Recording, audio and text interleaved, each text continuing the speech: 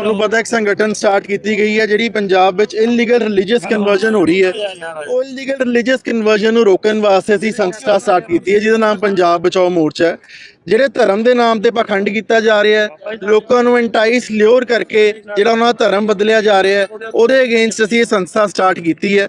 ਸਾਡੇ ਸਮਰਥਨ ਵਿੱਚ ਅੱਜ ਬਹੁਤ ਆਈਆਂ ਉਹ ਕਹਿੰਦੇ ਜਿਹੜਾ ਤੁਹਾਡੇ ਪੰਜਾਬ ਦੇ ਵਿੱਚ ਹੋ ਰਿਹਾ ਬਹੁਤ ਵੱਡੀ ਪੱਧਰ ਤੇ ਪਖੰਡ ਹੋ ਰਿਹਾ, ਜਿਹੜਾ ਇਹ ਲੋਕਾਂ ਨੂੰ ਆਪਣੇ ਪਾਸੇ ਨੂੰ ਲੈ ਕੇ ਜਾ ਰਹੇ ਨੇਗੇ।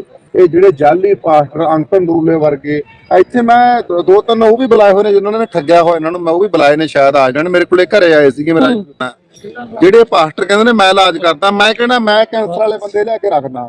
ਜਿਹੜਾ ਇਹ ਕਹਿੰਦੇ ਅਸੀਂ ਹੱਥ ਲਾ ਕੇ ਇਲਾਜ ਕਰ ਦਿੰਦੇ ਆ, ਮੈਂ ਲਿਆ ਕੇ ਬਿਠਾਉਣਾ ਮੂਹਰੇ ਮਰੀਜ਼ ਕੈਂਸਰ ਦੇ ਇਲਾਜ ਕਰਕੇ ਦਿਖਾਉਣ। ਇਹ ਜਿਹੜਾ ਪਖੰਡ ਆ ਏਡਾ ਵੱਡਾ ਲੋਕਾਂ ਨੂੰ ਸਾਡਾ ਮਜ਼ਦੂਰ ਭਾਈਚਾਰੇ ਨੂੰ ਗਮਰਾਹ ਕਰਕੇ ਆਪਣੇ ਵੱਲ ਲੈ ਕੇ ਜਾ ਰਹੇ ਨੇ। ਇਹ ਜਿਹੜਾ ਅੰਕਲ ਨਰੂਲਾ ਸਿਰ ਦਾ ਠੱਗ ਤੇ ਫਰਾਡ ਬੰਦਾ ਸਾਡੇ ਏਰੀਆ ਦੇ ਵਿੱਚ ਆ ਕੇ ਦਿਖਾਵੇ। ਸਾਡੇ ਬਰਨਾਲੇ ਆਇਆ ਸੀਗਾ, ਮੁੜ ਕੇ ਉੱਥੇ ਆਇਆ ਸਾਡੇ ਬਰਨਾਲੇ ਕਹਿੰਦਾ ସମସ୍ତଙ୍କୁ ପ୍ରଭୁ ଯୀଶୁ ଖ୍ରୀଷ୍ଟଙ୍କର ମଧୁମୟ ନାମରେ ମୋର ଆନ୍ତରିକ ନମସ୍କାର। ଖ୍ରୀଷ୍ଟରେ ପ୍ରିୟ ଭାଇ ଏବଂ ଭଉଣୀମାନେ, ଅଙ୍କୁର ନରୁଲା ମିନିଷ୍ଟ୍ରି ବିଷୟରେ ଆପଣ ନିହାତି ଶୁଣିଥିବେ। ଆଉ ପଞ୍ଜାବରେ ତାଙ୍କର ଗୋଟେ ମିନିଷ୍ଟ୍ରି ଅଛି। ଆଉ ଅଙ୍କୁର ନରୁଲାଙ୍କୁ ସପୋର୍ଟ କରୁଥିବା ଲୋକମାନେ ବି ବହୁତ, ଆଉ ସେମାନେ ଅଙ୍କୁର ନରୁଲାକୁ ସପୋର୍ଟ କରନ୍ତି। ଆଉ ପଞ୍ଜାବରେ ଯେମିତି ଭାବରେ ଦ୍ରୁତ ଗତିରେ ମାନେ ପ୍ରଭୁଙ୍କର ସେବା କାର୍ଯ୍ୟ ବଢ଼ି ବଢ଼ି ଚାଲିଛି, ଏଇଟା ସେଇ ଅଞ୍ଚଳର ମାନେ ପଞ୍ଜାବରେ ବାସ କରୁଥିବା ଖ୍ରୀଷ୍ଟିଆନ ବିରୋଧୀମାନଙ୍କର ଚିନ୍ତାକୁ ବଢ଼ାଇ ଦେଇଛି ଯେ ପ୍ରତିଦିନ ହଜାର ହଜାର ଲୋକମାନେ ସେମାନେ କାହିଁକି ସେମାନେ ଯୀଶୁଙ୍କ ପାଖକୁ ଯାଉଛନ୍ତି। ହଁ ପ୍ରିୟ ବନ୍ଧୁଗଣ, ଆଉ ଆପଣ ତ ଜାଣିଥିବେ ବିରୋଧୀମାନଙ୍କର ଗୋଟେ ହେଉଛି ମତ ଯେ ଦେଖ ଏଠି ଧର୍ମ ପରିବର୍ତ୍ତନ କରାହେଉଛି, ଦେଖ ଖ୍ରୀଷ୍ଟିଆନ ଲୋକମାନେ ଧର୍ମ ପରିବର୍ତ୍ତନ କରିଦେଲେ, ଦେଖରେ ଚାଉଳ ଦେଇଦେଲେ, ଦେଖରେ ପଇସା ଦେଇଦେଲେ, କିନ୍ତୁ ଏ ସମସ୍ତ ବିଷୟକୁ ସେମାନେ ପ୍ରମାଣ କରିପାରନ୍ତି ନାହିଁ। ହଁ ପ୍ରିୟ ବନ୍ଧୁଗଣ, ଏ ସମସ୍ତ ବିଷୟକୁ ସେମାନେ ପ୍ରମାଣ କରିପାରନ୍ତି ନାହିଁ ଯେ ଟଙ୍କା ଦେଇକି କିମ୍ବା ଚାଉଳ ଦେଇକି ଧର୍ମ ପରିବର୍ତ୍ତନ ହେଉଛି। କିନ୍ତୁ ଯେତେବେଳେ ଏମାନଙ୍କ ଭିତରେ ଗୋଟେ ଭୟ ଯେତେବେଳେ ଗୋଟେ ଆସୁଛି ଯେ ଆମ ଧର୍ମ ବିପଦରେ ଅଛି, ସେତେବେଳେ ଏମାନେ ଖାଲି ମିଛରେ ଖାଲି ବୃଥାରେ ନାରା ଲଗାଇବେ ଧର୍ମ ପରିବର୍ତ୍ତନ ହେଉଛି, ଧର୍ମ ପରିବର୍ତ୍ତନ ହେଉଛି, କିନ୍ତୁ ପ୍ରମାଣ କରିପାରନ୍ତି ନାହିଁ। ତେବେ ଖ୍ରୀଷ୍ଟରେ ପ୍ରିୟ ଭାଇ ଏବଂ ଭଉଣୀମାନେ, ଆପଣମାନଙ୍କ ପ୍ରତ୍ୟେକଙ୍କୁ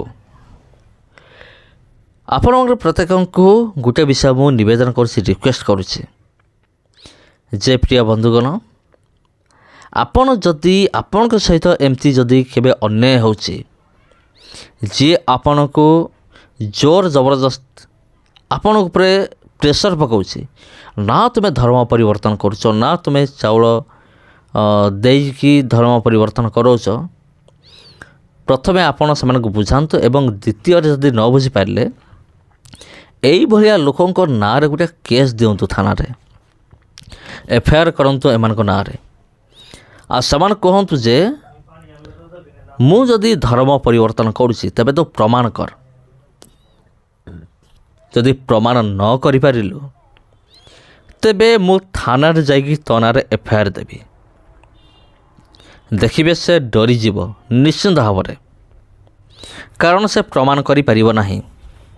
ଆଉ ଆଜିକାଲି ଯେଉଁ ଖ୍ରୀଷ୍ଟିଆନ ବିରୋଧୀମାନେ ଅଛନ୍ତି, ଆଉ ସେମାନେ ପ୍ରମାଣ କରି ପାରନ୍ତି ନାହିଁ, କେବଳ ସେମାନେ ଆରୋପ ଲଗାନ୍ତି ଯେ ଧର୍ମ ପରିବର୍ତ୍ତନ ହେଉଛି, ଆଉ ପ୍ରମାଣ କରିପାରନ୍ତି ନାହିଁ। ଏଠି କ'ଣ ହେଇଛି, ଯେତେବେଳେ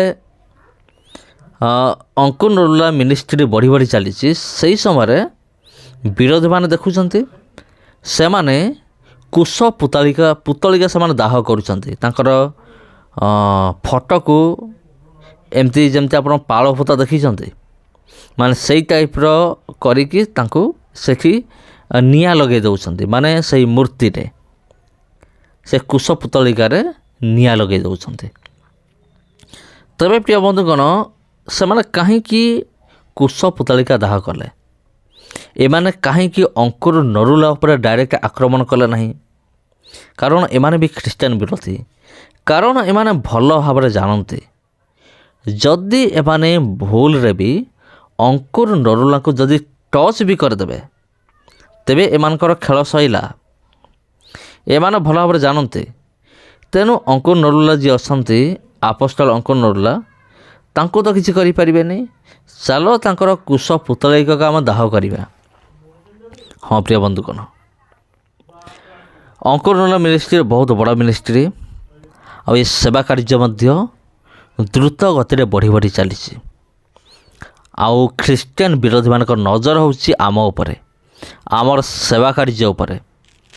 କାରଣ ଏମାନେ ଭଲ ଭାବରେ ଜାଣନ୍ତି ଯେ ଯଦି ଆମର ଧର୍ମକୁ ରକ୍ଷା କରିବାର ଅଛି, ଆମକୁ କେମିତି ମିଥ୍ୟା ଅଭିଯୋଗ ବାରମ୍ବାର କରିବାକୁ ପଡ଼ିବ ଯେ ଧର୍ମ ପରିବର୍ତ୍ତନ ହେଉଛି।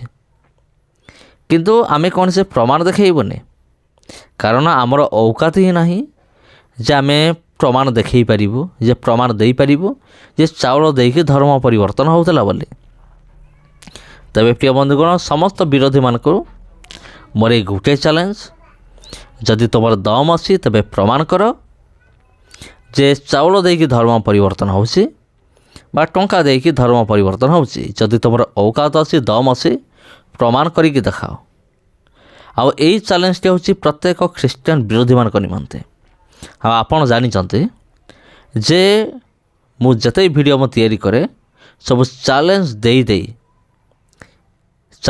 ଦେଇ ଭିଡ଼ିଓକୁ ମୁଁ ତିଆରି କରେ। ତେବେ ପ୍ରିୟ ବନ୍ଧୁଗଣ, এই ভিডিও ଆପଣଙ୍କୁ କିପରି ଲାଗିଲା କମେଣ୍ଟ କରିକି ନିଶ୍ଚିତ ଭାବରେ ଜଣାଇବେ।